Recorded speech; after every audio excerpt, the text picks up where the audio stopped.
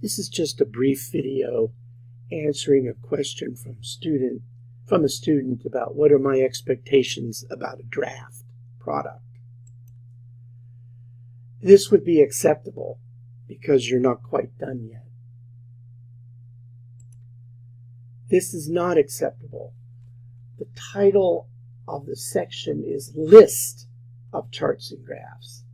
That is why there would only be a list of items, not the visuals themselves.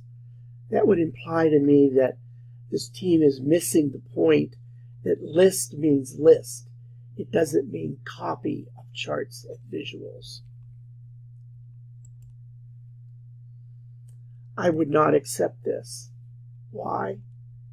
You don't put things center. Everything in business writing and writing in general is to the left-hand margin. So I wouldn't accept this.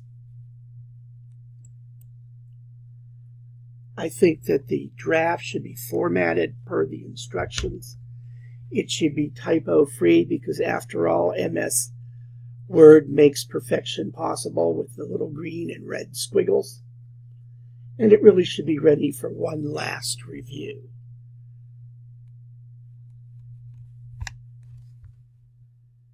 So that, in summary, are some of my expectations around the report draft.